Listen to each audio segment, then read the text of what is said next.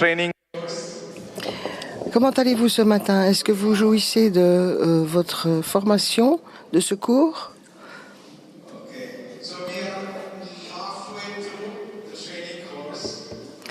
Et donc nous sommes à moitié, à mi-parcours. Et donc nous allons commencer la deuxième moitié de ce cours de formation. Ce matin, nous avons un sujet très important à traiter. Et c'est l'intercession prophétique.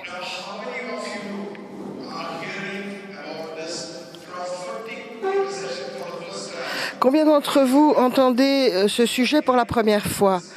L'intercession prophétique. Pour la première fois. Oui? Je crois que 80% d'entre nous n'entendons cela que pour la première fois.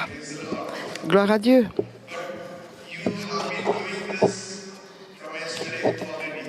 Mais vous l'avez déjà pratiqué depuis hier.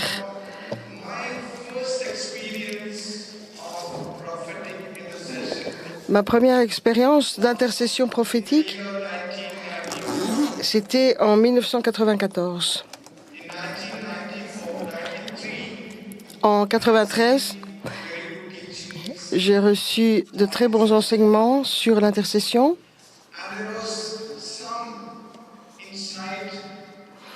Et il y avait un certain regard sur la dépendance au Saint-Esprit pendant qu'on prie. Donc en 94, j'étais à Bombay et je suis allée jusqu'à Delhi pour entendre un enseignement sur l'intercession. Et on nous a dit, donc nous étions en train de prier à Bombay pour la ville qui est la capitale, New Delhi, où je vis maintenant. Et voilà le message que le Seigneur disait qu'il y a des portails qui sont debout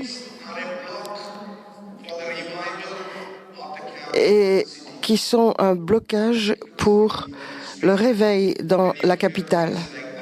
C'est étrange d'entendre cela. Donc que des portails peuvent bloquer le réveil dans une ville. Et donc, ils nous ont donné les noms de ces portails. Et nous savons que ces portails existent. Ce sont les portes. Ce sont des portes qui sont les vestiges des portes construites par un empereur musulman, Shah Jahan. Et encore 5 d'entre elles sont debout. Et donc nous n'avions pas compris cela. Mais comme le message venait de Dieu, nous avons obéi. Et nous avons décidé tôt le matin d'aller vers ces portails, de nous tenir à l'extérieur de ces portes. Et voilà le psaume 24. Psaume 24. La Bible dans une main et des rameaux de palmier dans l'autre main. Nous étions environ 12, tôt le matin, debout, hors des portes. Enfin, voilà le portail. Et on était en face de la capitale. Donc nous étions debout là, avec la Bible en main. Et nous avons pris le psaume 24, versets 7 à 10. Et nous avions les rameaux, les branches d'olivier dans l'autre main. Et nous avons fait cette prière. Vous pouvez ouvrir vos Bibles. Psaume 24, versets 7 à 10. Portes, élevez vos linteaux. Élevez-vous, portes éternelles. Que le roi de gloire puisse faire son entrée. Qui est ce roi de gloire? L'Éternel, fort et puissant. L'Éternel, puissant dans les combats. Élevez vos linteaux aux portes. Élevez les portes éternelles, que le roi de gloire fasse son entrée. Qui est ce roi de gloire? L'Éternel des armées, voilà le roi de gloire. Nous avons fait cela à chaque portail.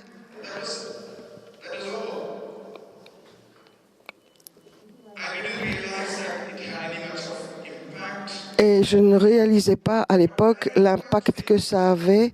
Mais aujourd'hui, quand je regarde en arrière, c'est que j'ai compris qu'il y avait quelque chose de très prophétique, de vraiment prophétique. Car le réveil, depuis, a grandi dans la ville. La Nouvelle-Delhi est la capitale du pays. D'une certaine manière, ça a influencé toute la nation. C'était quelque chose de très simple. Mais quand nous avons obéi à ce qu'a dit le Seigneur, je crois que l'Esprit du Seigneur a agi. Et nous avons commencé à partir de cette année 94. On s'est mis à pratiquer ces choses. On a grandi dans ce genre de message du Seigneur. Et lorsque nous avons organisé avec Michel un concile où il y avait 2 sessions d'intercession, et j'ai réalisé à l'époque, j'ai réalisé que nous n'avions pas de véritables bons enseignements catholiques sur l'intercession. C'est pour cela que j'ai écrit ce livre, Prier en levant des mains saintes. Et donc j'ai fait le livre et puis j'ai demandé à Michel qu'elle fasse la préface du livre. Je lui ai envoyé et puis elle a dit, mais essayons d'obtenir l'imprimatur du Vatican pour ce bon livre. Il a été traduit en 16 langues. 16 langues. C'est en français aussi, pas en néerlandais encore. Donc, cela mentionne l'intercession prophétique, mais pas tellement en détail.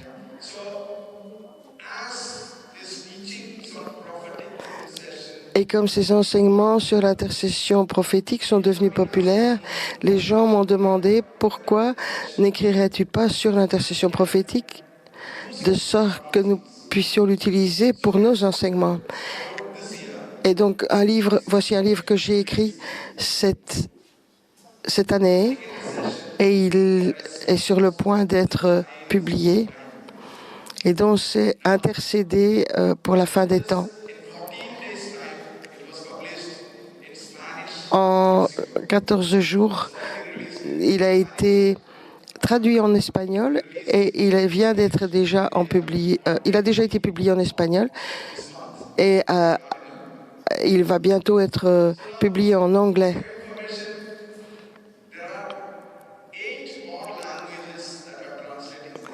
Et donc il y a 8 autres langues dans lesquelles il va bientôt sortir. Donc les traductions sont en cours. Parce qu'il y a tellement d'intérêt manifesté pour ce sujet.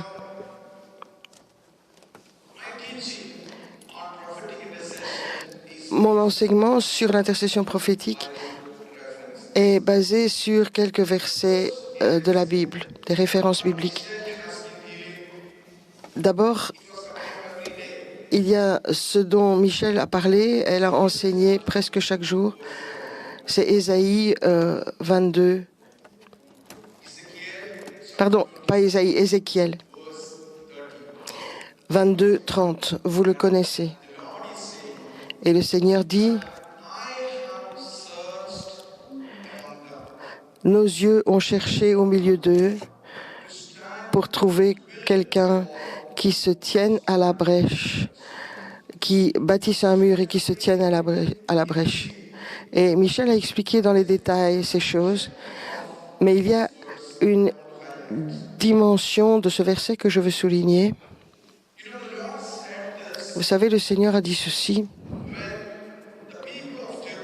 Quand le peuple de Jérusalem avait péché et ils étaient sur le point d'être châtiés, à ce moment-là, le Seigneur a dit, mes yeux ont cherché au milieu d'eux pour trouver quelqu'un qui bâtisse un mur et qui se tienne à la brèche.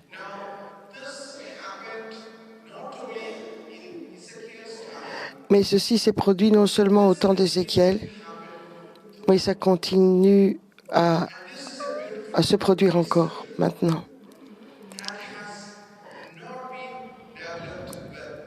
Donc c'est quelque chose qui, à travers l'histoire, n'a pas eu une évolution positive parce qu'il peut toujours y avoir une guerre, il peut toujours avoir un accident, une calamité, un châtiment. Et le Seigneur cherche. Le Seigneur cherche parce que toute mon expérience de notre Dieu, c'est qu'il est un Dieu aimant, un Dieu plein de compassion, plein de miséricorde. Et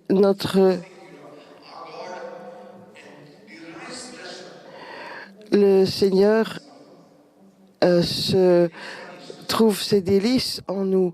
Il n'aime pas punir.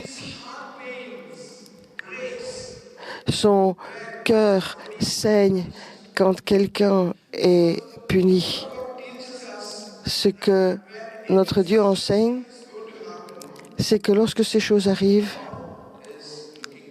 c'est qu'il cherche, il regarde en bas, il cherche quelqu'un.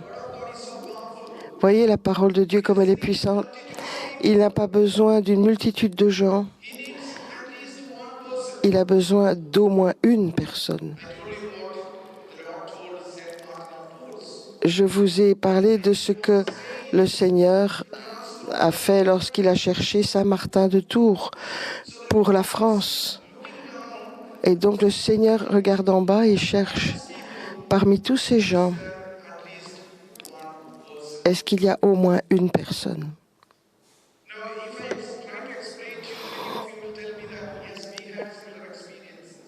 Si j'essaye de vous l'expliquer, peut-être que vous me direz j'ai le même genre d'expérience. Quand j'étais au Botswana, une femme est venue vers moi. Elle venait de Namibie et elle dit, frère,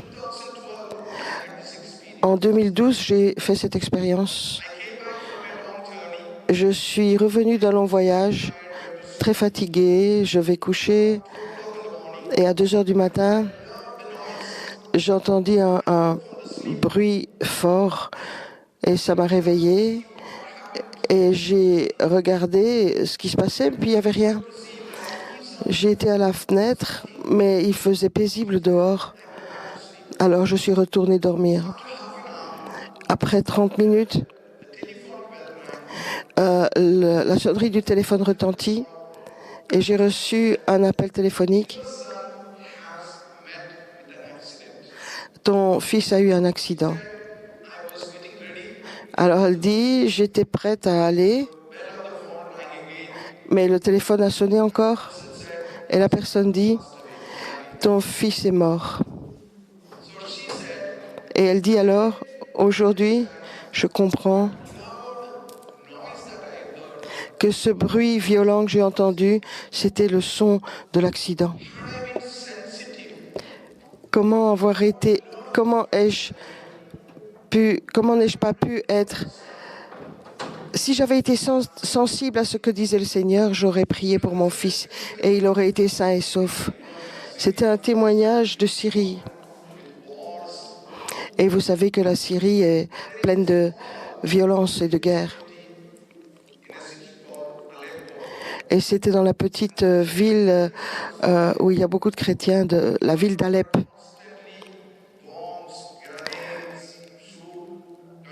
Et à Alep, il y a constamment des déflagrations de toutes sortes. Et la mère dit, mon fils était en voyage. Et à 4 heures du matin, j'ai eu soudain un rêve d'une grenade tombant au pied de mon fils. Et elle dit, je me suis réveillée soudainement et j'ai prié. Et le témoignage de son fils, c'est qu'au même moment que vraiment une grenade est tombée à ses pieds, mais elle n'a pas explosé. Et le fils a été sauvé.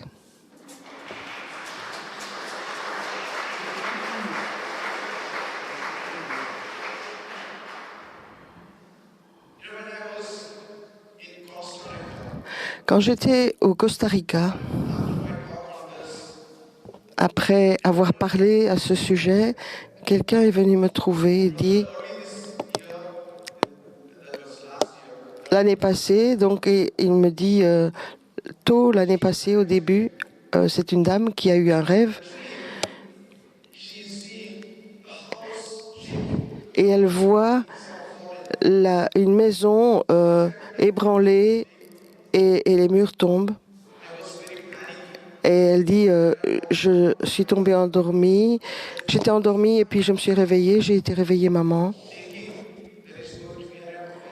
Et j'ai pensé qu'il y aurait un tremblement de terre. Et puis on a attendu et rien ne s'est produit. Et puis nous sommes retournés dormir. Une semaine plus tard, il y a eu un tremblement de terre dans un pays voisin, c'est-à-dire le Mexique. Et elle dit, maintenant je comprends que le Seigneur m'avait montré un tremblement de terre qui allait se produire à Mexico, enfin au Mexique. Et le Seigneur m'a invité à prier ainsi. Deux choses se sont produites. Soit nous sommes trop occupés de ce que le monde nous invite à faire, nos smartphones, les réseaux sociaux, les gens autour de nous, tout nous parle. Nos pensées ne sont plus dans le silence ou à l'écoute. Et donc nous devons écouter ce que le Seigneur nous dit.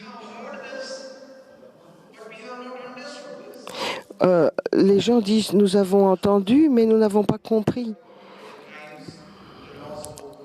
Et parfois, quand on se souvient de quand le Seigneur nous a parlé, après l'événement, alors on se dit, ah oui, le Seigneur parlait avec un but.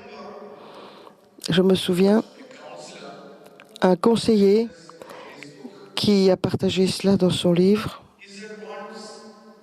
il a dit une fois qu'il avait une vision. Il dormait, il s'est réveillé. Et la vision, c'est qu'il a vu une fille qui faisait une tentative de suicide. Et donc je me suis levée, j'ai prié, dit-il. Puis je suis retournée dormir. J'ai oublié cet événement. 16 ans plus tard, donc 16 ans plus tard, j'étais assis pour faire de la cure d'âme et quelqu'un vient vers moi pour le conseil et le Seigneur me murmure à l'oreille, c'est la fille pour laquelle tu as prié il y a 16 ans.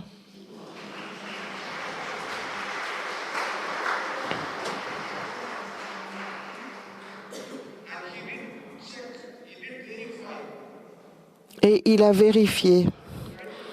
Elle dit oui, j'ai essayé de me suicider. Et pourquoi t'es-tu arrêtée? Elle dit, je ne sais pas, mais quelque chose m'a arrêtée. Donc chaque fois que le Seigneur nous parle, quelque chose se passe.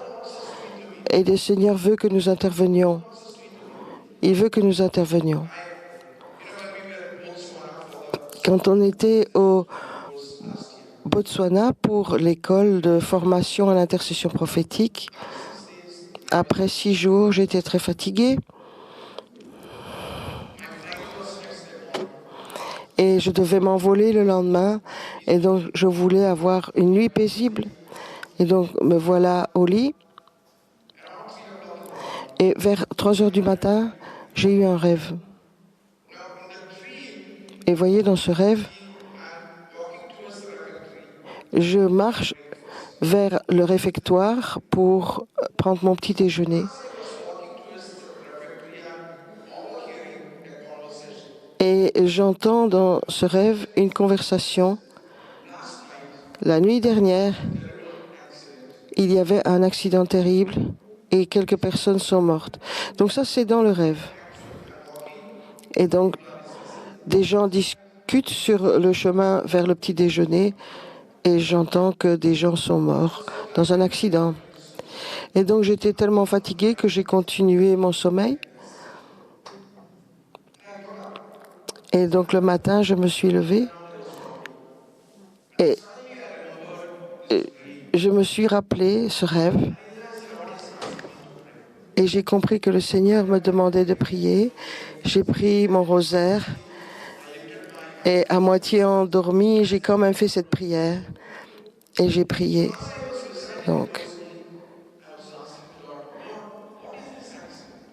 Et donc j'ai demandé, Seigneur, quel est cet accident?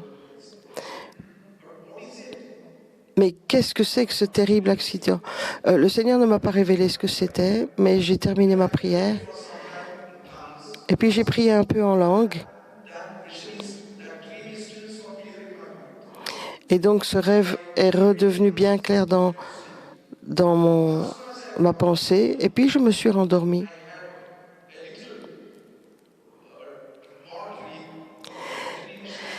Et donc dans ma seconde partie de nuit, j'ai eu un autre morceau de rêve.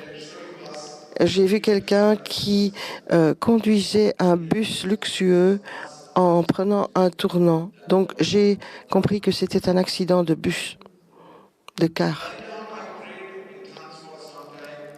Et donc j'ai encore prié un petit peu en langue, puis je me suis rendormie. Et enfin, le matin, en allant vers mon petit déjeuner, il y avait certaines personnes, il y avait 2 prêtres, et j'ai partagé ce rêve avec eux.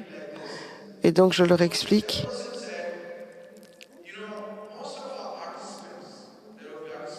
Et l'un d'entre eux dit, la plupart de nos participants, surtout ceux qui viennent d'Afrique, retournent au moins en prenant le bus pour 2 jours de trajet. Donc pour le trajet de retour. Et donc, grâce au prêtre, nous avons intercédé en langue, il nous a conduits dans la prière. Nous avons prié pour tous les bus qui retournaient, qui ramenaient les gens. Et que tous puissent rentrer chez eux sains et saufs. Et donc, nous avons eu le témoignage que tout le monde était bien rentré, sans problème.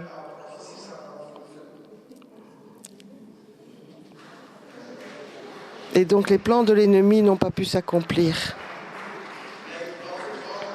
Comme le prophète Jonas. Jonas se plaint au Seigneur en disant, Seigneur, Ninive devait être détruite et puis tu me rends ridicule puisque ça ne s'est pas produit. Mais pour nous, intercesseurs, le Seigneur nous révèle des choses pour lesquelles nous prions et les événements changent.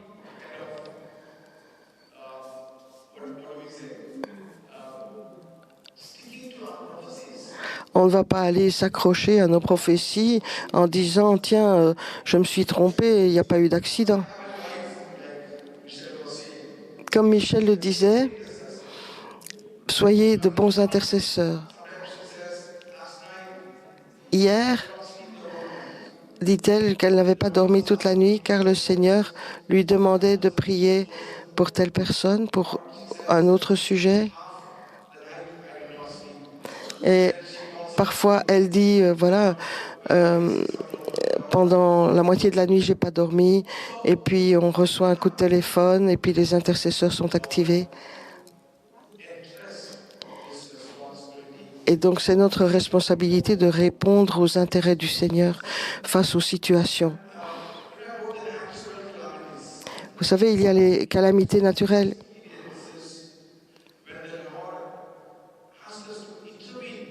Et là, le Seigneur nous demande d'intervenir dans les catastrophes naturelles. Notre première expérience, c'était en 1996.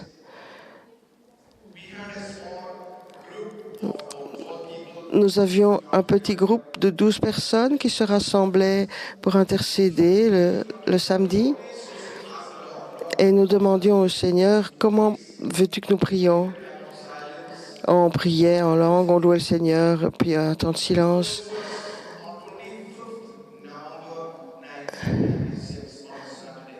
Et donc c'était un samedi de novembre 1996 et nous prions. J'ai eu une vision d'un ouragan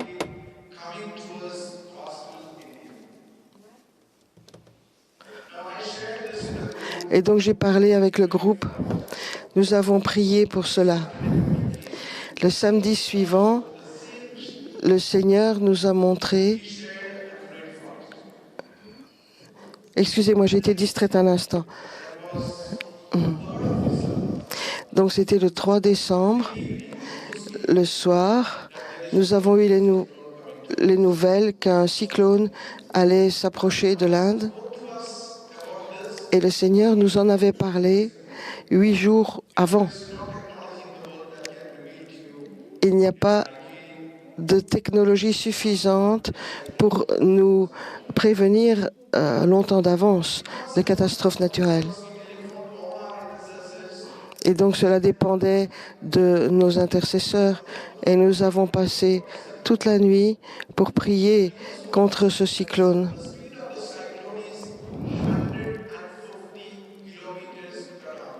Et donc la vitesse des vents était de 150 km. Donc plutôt il avançait à 150 km/h, ce cyclone. Et nous étions positionnés au nord de l'Inde et ça allait. Donc le cyclone s'approchait des côtes sud de l'Inde. Et donc le matin,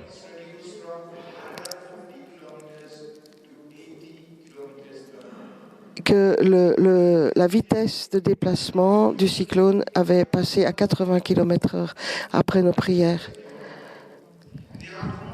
Et l'après-midi, les nouvelles nous ont dit que la vitesse s'était réduite de 80 à 8 km/h.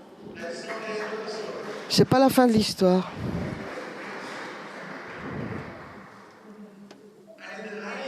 Et le soir, vous savez, le commentateur météo nous dit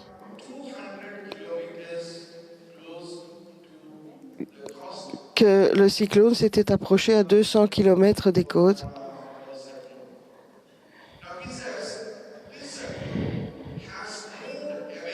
Et donc, Monsieur Météo a dit que le cyclone s'était déplacé vers la mer et que là, il était resté en place. Et le mot qu'il a utilisé, il a dit c'est un phénomène étrange. Il ne pouvait pas comprendre. Monsieur Météo ne pouvait pas comprendre. Comment est-ce qu'un cyclone peut se reculer et puis être stationnaire, donc sans se déplacer? Et donc ça a été dans les papiers, dans les nouvelles. Et donc tout est documenté. Et donc le commentateur météo a dit c'est un phénomène étrange. Ce sont les mots mêmes qu'il a utilisés. Ce sont des choses étranges qui se produisent quand les intercesseurs interviennent. Et chaque fois, vous savez, quand quelque chose se produit, le Seigneur cherche des gens. Et c'est là que cette intercession prophétique, ce cours est important. Un exemple que je vous donne, c'est que bien plus tard, C'est arrivé le 13 novembre 2013.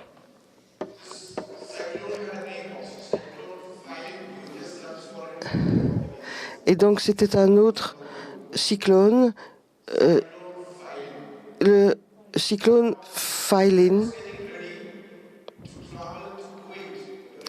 Et il devait faire sa course vers le Koweït, où nous avions une conférence. Et donc on a entendu parler de ce cyclone presque aux mêmes endroits que le précédent, et donc beaucoup plus rapide que le précédent. Et donc, j'ai été couché là au Koweït, et le lendemain matin, les nouvelles ont dit que trois personnes seulement sont mortes parce que un arbre était tombé sur eux. Et donc nous avons prié dans la cathédrale du Koweït. Il y avait notre évêque qui était là. Et je leur ai dit, il y a eu un grand cyclone en Inde. Et donc la vitesse était de 350 km/h. Et rien ne s'est produit parce que nos gens ont prié. Et puis, les frères nous ont partagé que 10 jours auparavant, ils avaient reçu une vision concernant ce cyclone. Et ce cyclone a vu aussi sa vitesse baisser de façon drastique. Et donc, quand le Seigneur cherche et regarde en bas, il cherche une personne, des personnes. Et s'il ne trouve personne en Belgique, eh bien, il va chercher quelqu'un en Hollande ou en France. En Espagne, il cherche. Cette intercession, voilà ma définition, une nouvelle définition, la voilà. Je dis que c'est la télécommande intercontinentale, un missile télécommandé, donc un missile intercontinental. Donc un missile balistique international contrôlé à distance. Même si les décisions sont prises par le président Donald Trump, même si vous êtes assis ici, vous pouvez prier pour lui. Vous pouvez prier pour le Vatican et pour les décisions du pape François. Et l'aspect le plus intéressant, c'est le Seigneur cherche vraiment en regardant en bas. Il cherche quelqu'un. La question, c'est sommes-nous disponibles? Prêts à dire oui? Prêts à comprendre? Je dirais, nous devons avoir un cœur d'intercesseur. Et donc, nous avons besoin d'une transplantation cardiaque si ce n'est pas le cas.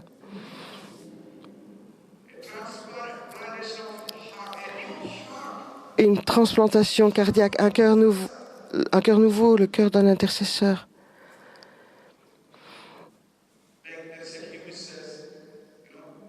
Il y a un chant qui dit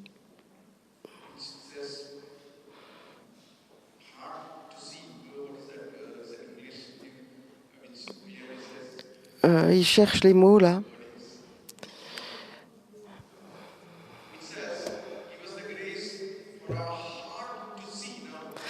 Donne-nous la grâce, donne la grâce à nos cœurs de voir.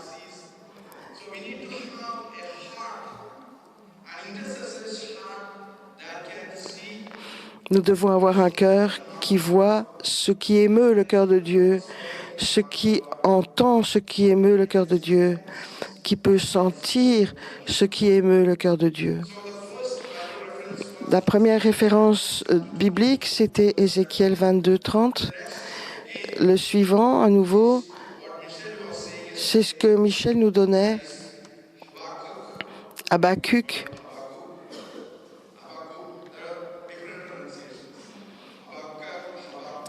C'était Habakkuk 2, verset 1. Habakkuk 2, 1. La différence entre les deux, parce que ça parle de la même chose.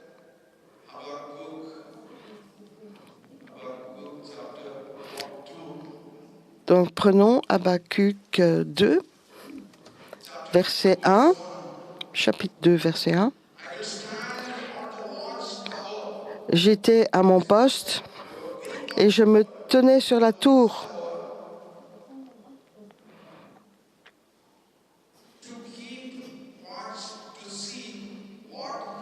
Je veillais pour voir ce que l'Éternel me dirait.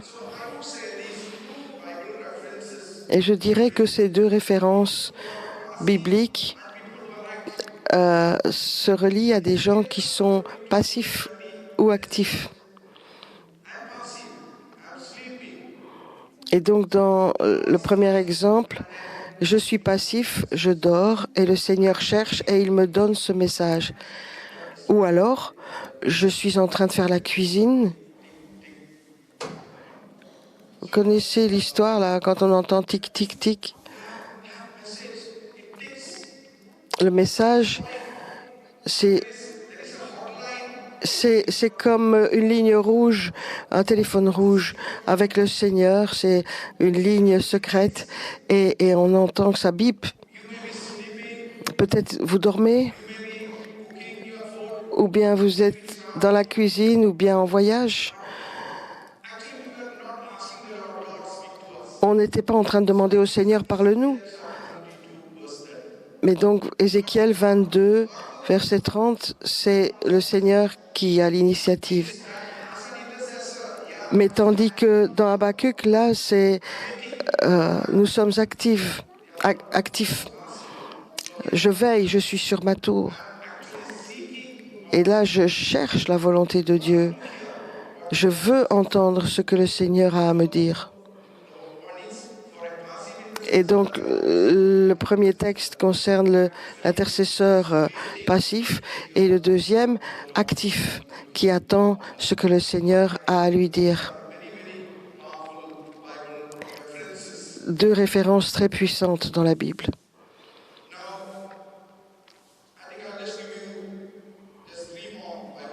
Encore 3 références bibliques. Il y en a bien plus dans ces notes.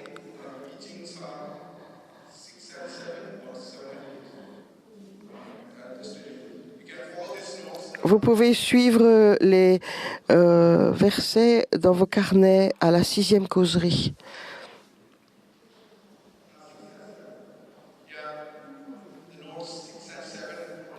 La 6e et la 7e. Il y a plus de références. La suivante, c'est Romains. Romains 8,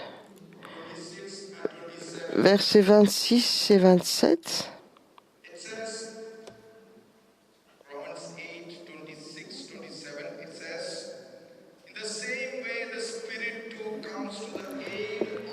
De même aussi, l'Esprit nous aide dans notre faiblesse.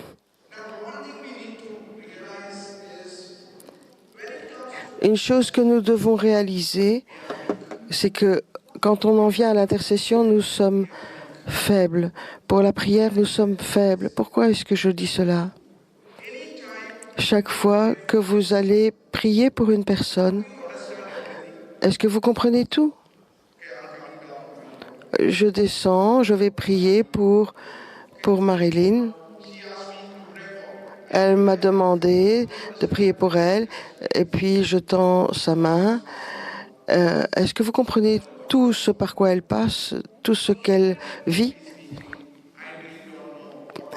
Et donc je ne sais pas vraiment pourquoi prier. Mais si je m'appuie sur le Saint-Esprit et je sais que vous qui avez le charisme, vous allez être d'accord avec moi, là le Seigneur va vous révéler quoi prier. Ici, Paul dit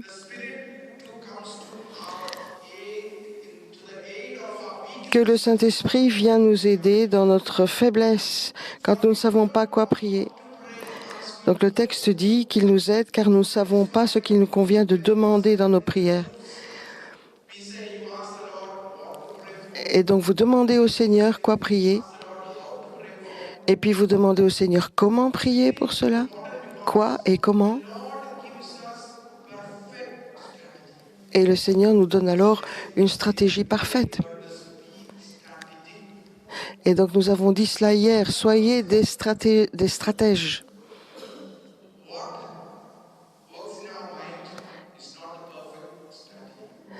Et donc ce que nous avons dans nos pensées humaines n'est pas une stratégie parfaite, mais elle doit venir de Dieu.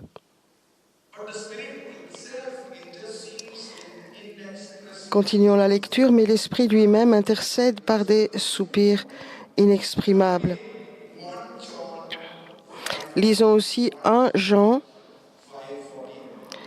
5, 14.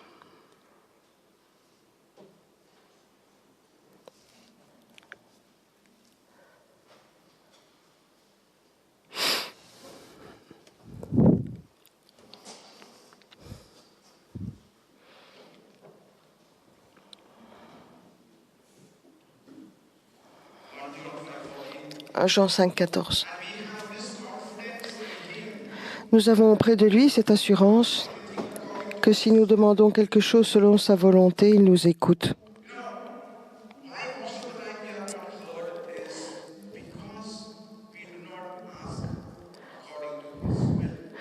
Et donc, nous n'avons pas toujours de réponse parce que nous n'avons pas demandé selon sa volonté.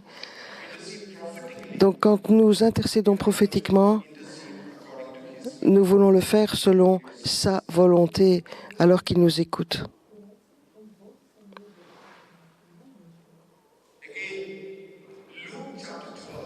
Luc 12, 50 à 56. Luc 12, 54 à 56. Voilà.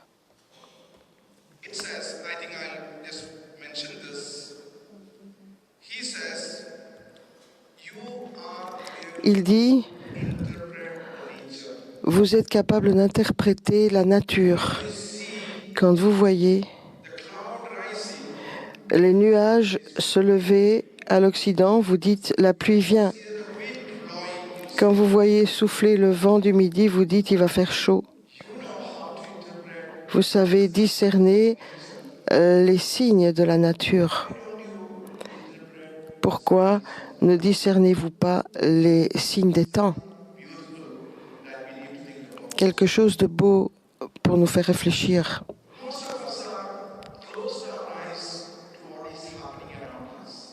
Et donc nous avons parfois beaucoup d'attention pour ce qui se passe. Nous n'avons pas toujours les yeux pour voir ce qui se passe autour de nous. Nous prenons les choses pour acquises, pour allant de soi. Je n'enregistre pas cette partie de son témoignage et maintenant l'enregistrement reprend. Je veux que vous compreniez ces choses. Ce sont des choses que la pensée humaine ne peut pas saisir. Si on parle humainement, on peut prier pour les problèmes que nos pays, ou la Belgique par exemple, connaît. Mais nous pouvons demander au Seigneur pourquoi ces choses arrivent-elles et nous pouvons aller chercher la racine, la cause de ces problèmes. C'est pour ça que nous devons être prophétiques dans notre intercession et c'est pour cela que je partage avec vous ce message qui est venu du Canada.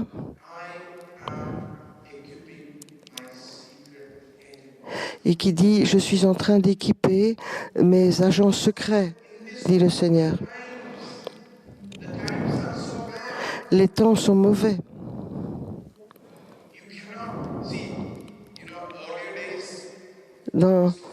Autrefois,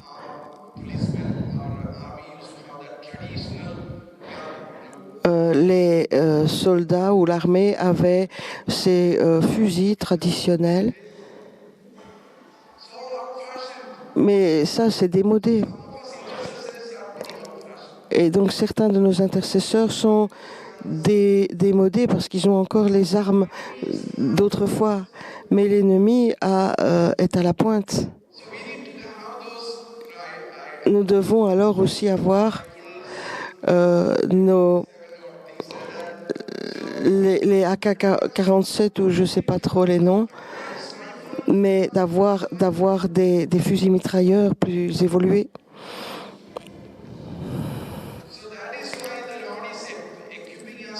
Et c'est pour ça que le Seigneur nous équipe maintenant. Et donc, de sorte que nous puissions faire des dégâts dans le camp de l'ennemi. Si nous n'avons pas d'autres armes, nous serons dans la défaite. Et donc nous devons reconnaître et discerner pour pouvoir combattre l'ennemi. Et nous avons donc besoin de l'intercession prophétique.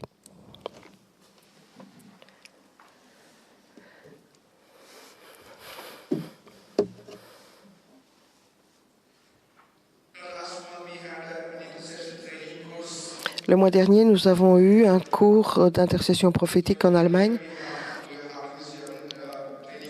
Et donc en Allemagne, une des prophéties que le Seigneur nous a données était Luc, chapitre 5, versets 3 et 4. Jésus demande aux disciples de déplacer la barque de la plage, de la rive, vers l'eau profonde.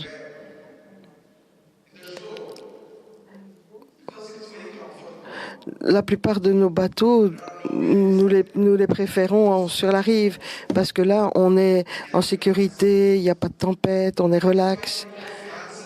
Et c'est pour cela que le pape Francis nous a dit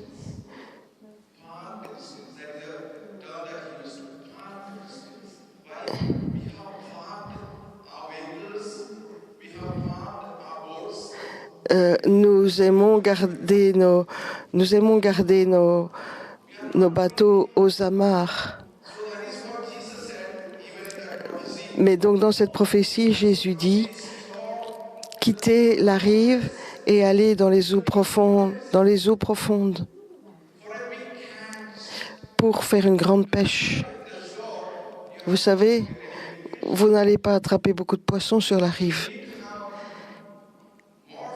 Vous avez besoin de prendre beaucoup de poissons et donc pour cela, il faut aller dans les eaux profondes. Et c'est ce que nous demande le Seigneur. Quittez vos zones de confort et entrez dans... Combien d'entre vous êtes déjà associés avec l'intercession, dans un ministère d'intercession? Oui. Ceux qui sont associés avec l'intercession, levez vos mains. Associés à l'intercession déjà.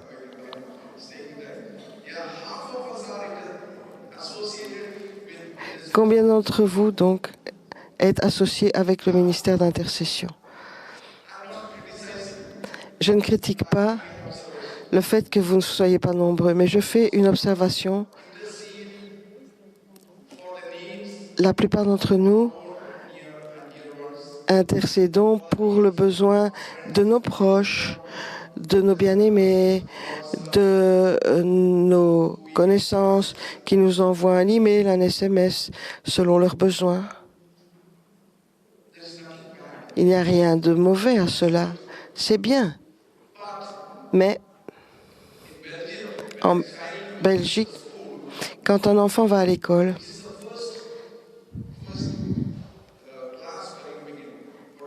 quel est le nom de la première classe? On appelle ça école maternelle?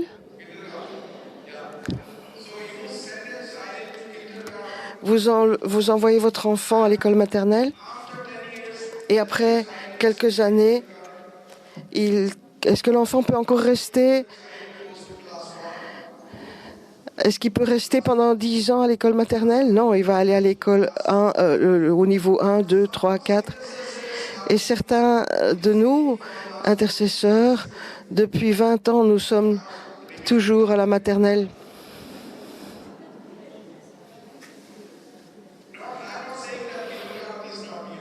Je ne dis pas qu'on n'a pas besoin de la maternelle.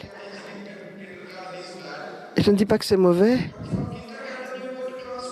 Mais après, on doit entrer en première primaire et puis en deuxième. Et donc grandir dans le ministère d'intercession. C'est ce que nous essayons de faire, rien d'autre. Et c'est là que le Seigneur nous emmène dans un niveau de croissance. Parfois, les gens me posent une question. Ça fait 50 ans que le renouveau existe. Ça fait 2000 ans que les Écritures sont là pour nous. Mais jusque-là, on n'a pas entendu parler de l'intercession prophétique.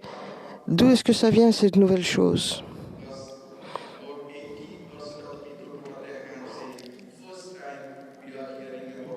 Parce qu'il y a au moins 80% de vous qui avez levé la main pour dire que c'est la première fois que vous entendez parler d'intercession prophétique.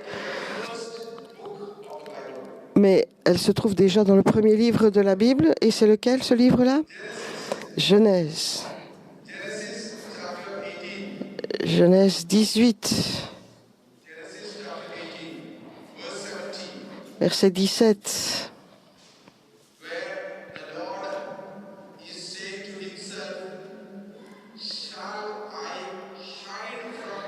Alors le Seigneur dit, cacherai-je à Abraham ce que je vais faire? Le Seigneur dit, cacherai-je à Abraham ce que je vais faire? Il se réfère à quoi? À Sodome et Gomorrhe. Sodome et Gomorrhe étaient sur le point d'être détruites et le Seigneur pense, et le Seigneur se demande, est-ce que je vais le dire à Abraham? Et donc, depuis le livre de Genèse, le Seigneur révèle sa pensée au prophète. La question suivante est, quand le Seigneur révèle à Abraham qu'il va détruire Sodome et Gomorrhe,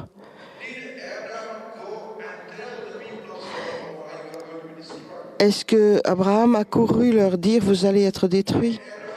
Qu'est-ce qu'Abraham a fait? Ah, il a intercédé. Il a intercédé. Donc le Seigneur a révélé cela à Abraham pour qu'il puisse intercéder. C'est pourquoi le Seigneur nous révèle des choses aux prophètes pour que nous puissions intercéder. Et donc nous demandons aux prophètes d'intercéder comme dans la Bible. Il n'y a rien de nouveau. À nouveau,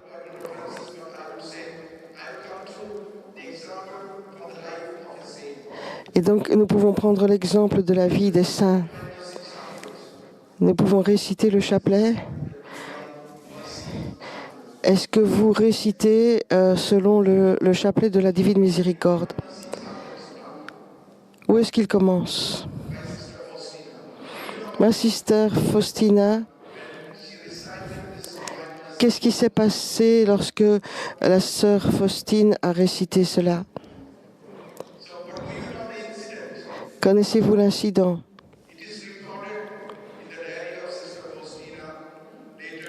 C'est raconté dans le journal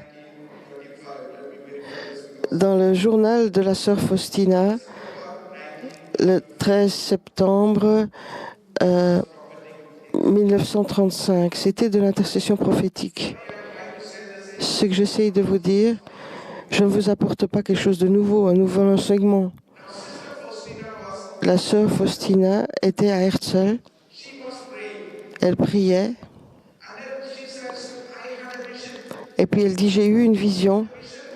Et dans la vision, je vois un ange. Et je réalise que c'est un ange de destruction. Parce que du feu sortait de ses ailes. Il avait une épée en main. Et il progressait vers une ville.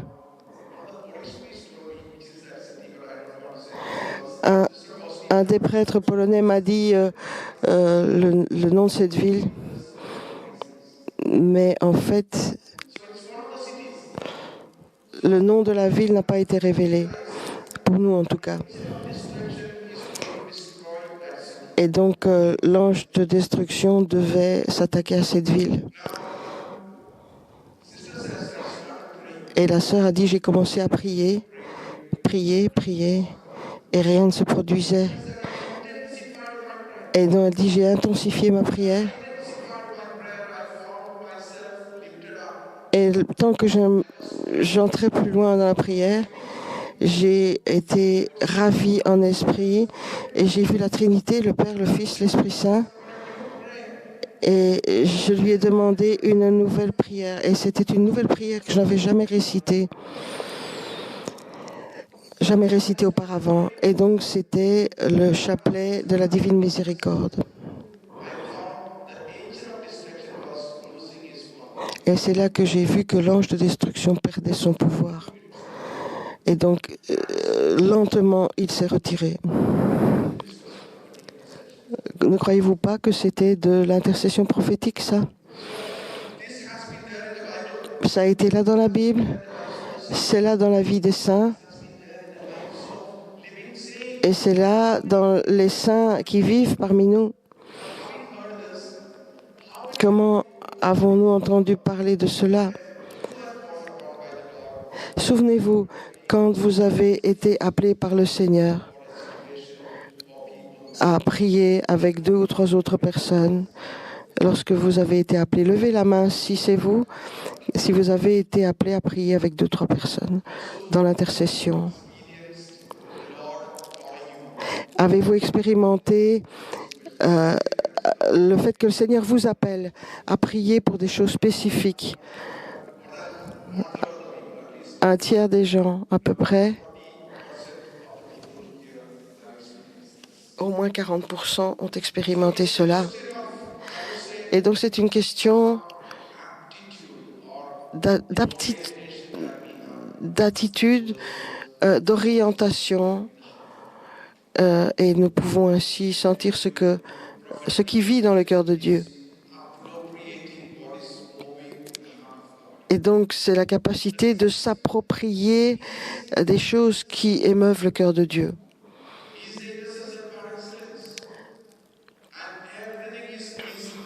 Tout ce qui est dans son cœur, c'est Jésus, l'intercesseur par excellence. Et donc, il cherche des gens à qui il peut partager son cœur. En Belgique, des gens du Portugal, de Hollande et d'autres endroits. Et l'Espagne aussi, la France, bien sûr. Je veux manquer personne. Le Seigneur sait qu'il y a tellement de gens ici. Le Seigneur dit, je cherche et je n'ai trouvé personne. J'ai cherché, je n'ai trouvé personne. Mais on peut dire au Seigneur, oui Seigneur, nous voici, tu as trouvé 175 personnes. Quelle est cette intercession prophétique? Finalement, qu'est-ce que c'est d'être un prophète? Qui est prophète?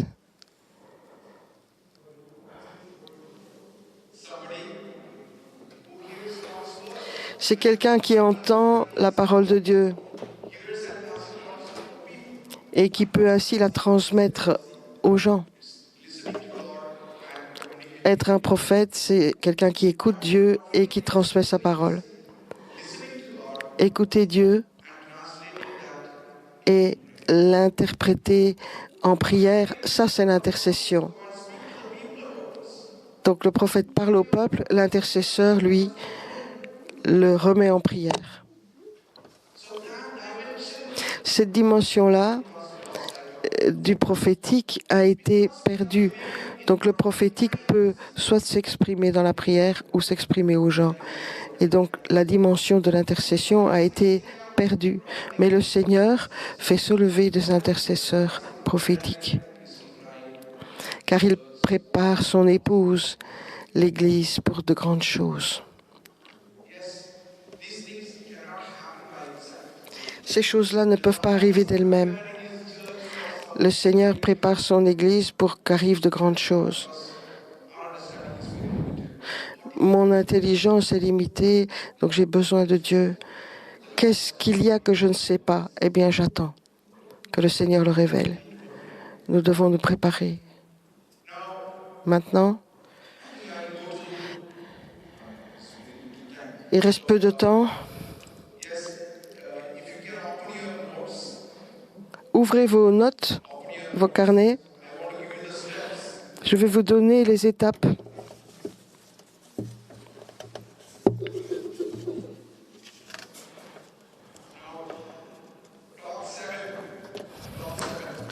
Et donc, c'est la causerie numéro 7. Et je vous donne 6 étapes. Vous en avez déjà pratiqué hier. Et aujourd'hui, vous allez encore vous séparer en groupe après la pause café. Et donc, vous allez pratiquer ces choses. 6 étapes. Étape 1. En vous assemblant en groupe, faites le vide et mettez-vous à sa disposition. Cela signifie simplement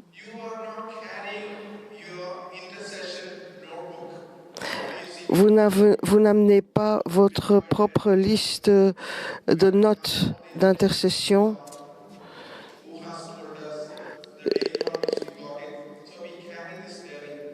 On tient peut-être près du cœur nos notes d'intercession, mais le Seigneur dit quand tu viens à l'intercession prophétique, n'apporte pas ce carnet, car rien n'est encore écrit. Venez avec une page blanche. Demandez au Seigneur, donne-nous ce sujet pour lequel prier. Donc on ne prend pas notre journal ou notre carnet de notes, page blanche.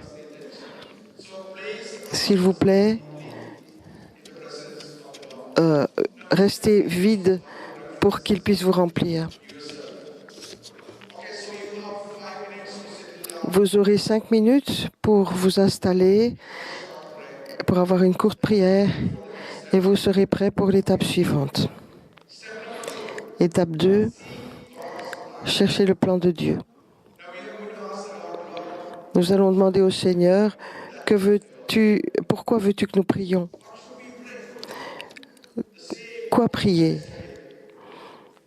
Tu sais ce que nous avons dit hier, mais priez en langue, puis faites silence, écoutez le Seigneur, partagez le message au groupe. Le secrétaire peut aider à discerner et à choisir un des sujets de l'intercession. Vous savez déjà cela? Cela prend 8 minutes.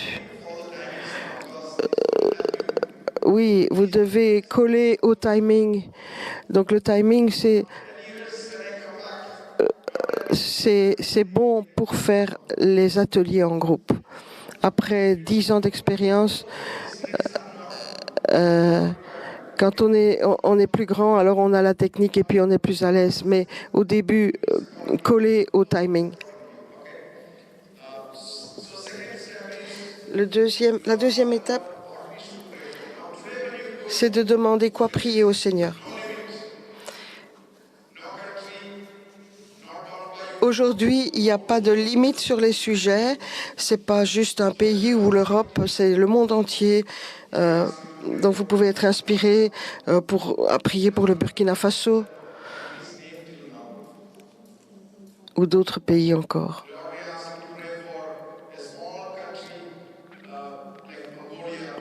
Et le Seigneur peut vous demander d'aller prier pour la Mongolie perdue là-bas en Asie.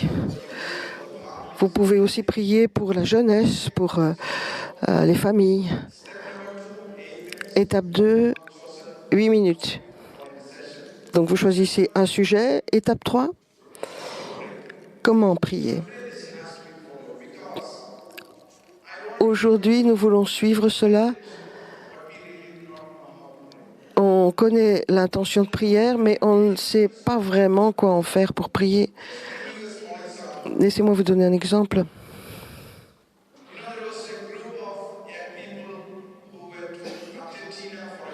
Il y a un groupe de gens qui sont allés pour une mission en Argentine. C'était Jeunesse en mission, avec Jeunesse en mission. 100 jeunes environ, ils sont allés à Cordoba, en Argentine. Et ils sont allés en mission. Le matin, ils partaient en groupe. Le soir, ils revenaient. Et le lendemain matin, ils avaient un briefing. Et la plupart ont dit, mais c'était un échec. Personne ne voulait nous écouter hier. Personne ne voulait accepter les traités bibliques. Et ils étaient tous déçus. Et donc la jeunesse a décidé d'être à l'écoute du Seigneur et de demander pourquoi ça ne marche pas. Et en priant, le Seigneur leur a révélé qu'il y avait un esprit d'orgueil au-dessus de la ville, qui gouvernait la ville. Mais il y a un esprit d'orgueil qui gouverne cette ville. Peut-être qu'on vous expliquera ces choses plus tard, mais il y a des esprits qui contrôlent des villes, des rues, des familles. Des gens seront d'accord avec moi qu'il y a parfois dans une famille plein de suicides qui se produisent. Eh bien, c'est qu'il y a, ou alors dans des familles, il y a la prostitution, ou dans certaines régions, plus de prostitution qu'ailleurs, ou de l'alcoolisme, des meurtres dans certains quartiers, dans certaines régions. Donc il y a des esprits qui contrôlent les lieux, les endroits. Et donc le Seigneur a dit, il y a un esprit d'orgueil qui contrôle cette ville de Cordoba.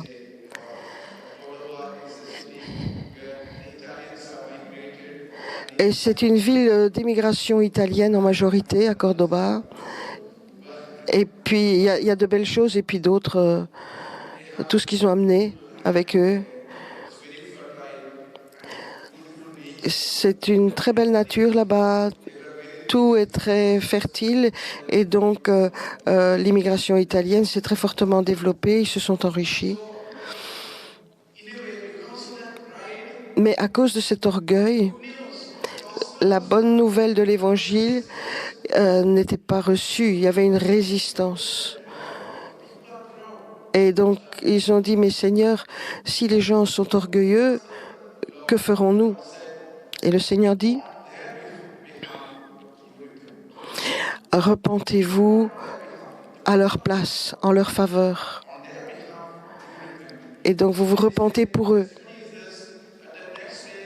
Le lendemain, ils sont retournés sur les lieux publics et ils ont formé de petits cercles, se sont agenouillés comme ceci, prosternés sur le sol. Ils ont pleuré pour les gens, dans les petits groupes, dans les lieux, sur les places, lieux publics, dans la ville, plusieurs endroits. Et ils ont dit, tant que nous avons prié comme ça, les gens nous ont entourés. Et là, nous avons commencé à prêcher l'Évangile et les gens ont commencé à l'accepter. Il y a beaucoup de choses que nous ne comprenons pas vraiment. Des choses subtiles. Mais le Seigneur nous donne la stratégie, quoi faire, comment le faire, comment briser ces forteresses. Et donc, nous devons nous appuyer sur le Seigneur dans notre intercession. Donc, étape 3, le Seigneur vous donnera la stratégie, comment prier.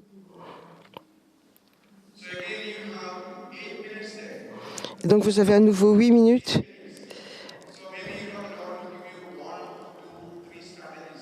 Peut-être le Seigneur va-t-il vous donner 1, 2 ou même 3 stratégies.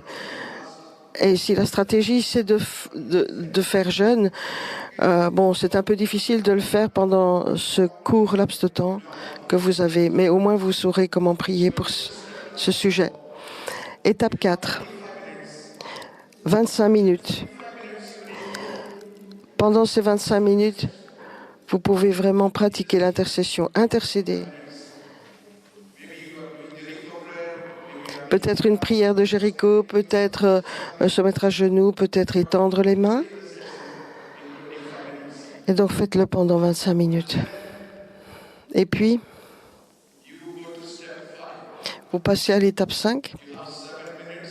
7 minutes. Et chaque fois, après avoir prié, vous devez encore écouter le Seigneur. Parce que le Seigneur nous donne des messages encourageants, positifs. Vous verrez cela aujourd'hui. Comme le Seigneur nous donne des messages très positifs. Et cela nous aide à bâtir notre foi.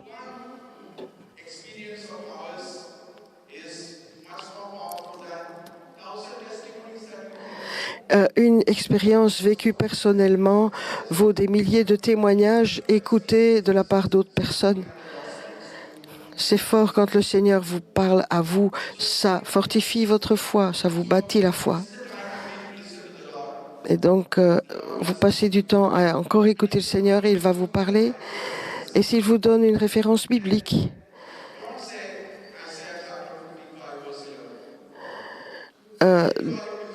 prenez votre Bible avec vous et lisez le texte, proclamez-le. Parce que proclamer la parole fait partie de l'intercession. Il y a un des groupes qui a partagé que nous avons proclamé la parole de Dieu. Dans Ésaïe 35, 11, il est dit « Ma parole qui sort de ma bouche ne revient pas vide à moi, mais elle accomplit sa mission. » C'est comme un fusil mitrailleur, ça go quelque part et ça accomplit sa vision. Et dernière étape, étape 6, 5 minutes pour remercier le Seigneur. Nous croyons là que toutes nos prières sont exaucées. Combien croyez-vous cela? Vous êtes combien à y croire? Ah, beaucoup de réponses là.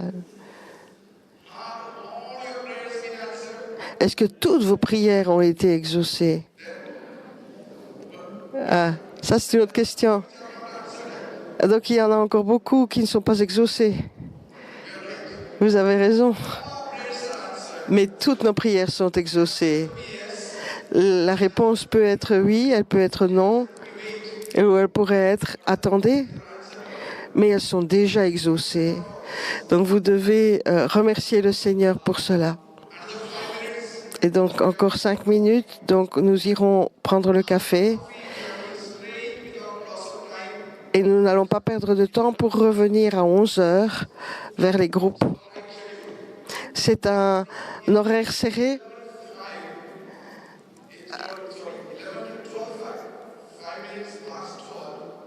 OK. Donc à 11 heures, c'est les groupes. De 11 heures jusqu'à 12h05. Et à 12 heures, donc à 12h10, nous aurons, comme hier, les rapports des groupes. Et donc, vos secrétaires prendront note. Donc, 3 domaines pour faire vos rapports. Pourquoi vous avez prié? Comment vous l'avez prié? Et qu'est-ce qu'il y avait de nouveau? Aujourd'hui, il y aura donc davantage de raisons d'être enthousiaste. Et donc, vous nous direz vos expériences. Partagez vos nouvelles expériences aujourd'hui afin d'encourager les autres. Nous allons aller dans nos groupes à 11 heures pile.